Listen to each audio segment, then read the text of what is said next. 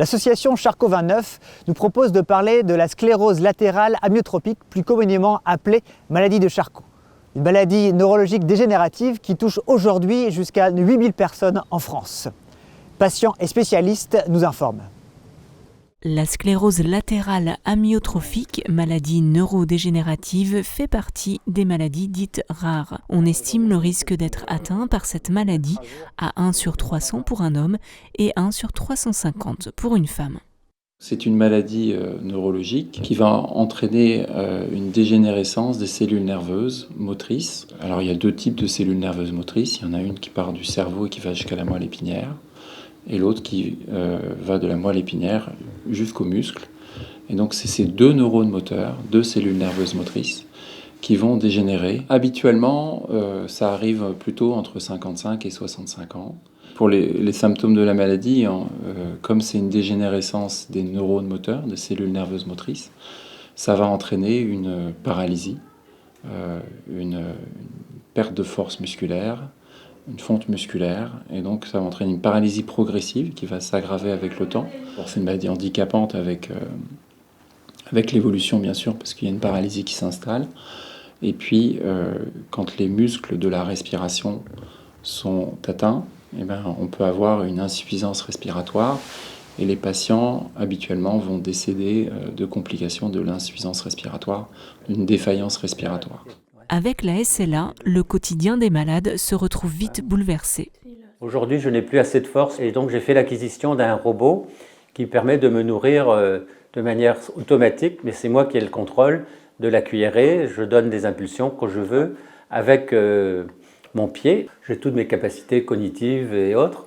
C'est simplement les neurones qui ne sont plus actionnés aujourd'hui, et l'origine de ce dysfonctionnement reste encore méconnue. Notre vie a complètement changé depuis la maladie, et puis au fur et à mesure qu'elle gagne du terrain, la dépendance s'accentue et mon rôle s'élargit aussi, et tous les actes de la vie quotidienne, en fait, il a besoin de moi. Quand on a posé le diagnostic et quand on vous dit que c'est la maladie de Charcot, je peux vous dire que c'est comme si le ciel vous tombait sur la tête. La vie change à la maison automatiquement, puisque la personne devient de plus en plus handicapée, donc il faut organiser la maison déjà. Et après, l'aidant a un rôle aussi moral. On nous pose un diagnostic en fait, sur lequel en fait, on nous dit voilà, que c'est une maladie incurable, donc voilà, déjà ça c'est un choc.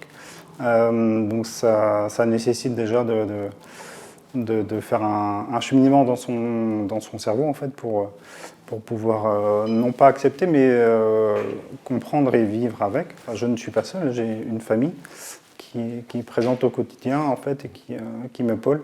On embarque tout le monde avec ça, donc c'est une grosse aventure. Ouais. Donc on prend les choses au fur et à mesure.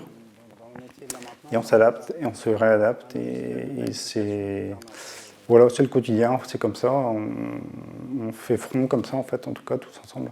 Pour le soutien aux malades, l'information au public et la récolte de dons, le rôle des associations est essentiel. On édite un flyer en 1000 exemplaires. On décrit ce que c'est donc la maladie de Charcot. On a pu donc remettre à l'association Charcot 29 une somme de 9 400 € à l'édition donc 2024. C'est important en fait de se sentir soutenu au-delà de la famille, mais aussi par les associations qui œuvrent en fait au quotidien. Sans les bénévoles, sans les associations, en fait, les choses avanceraient probablement beaucoup moins vite. L'association Charcot 29, toutes les animations qu'elle fait, tout l'argent va pour la recherche, pour trouver un médicament. Plus on va parler de la maladie, plus elle sera connue et plus on a des chances que les chercheurs aussi s'intéressent à cette maladie.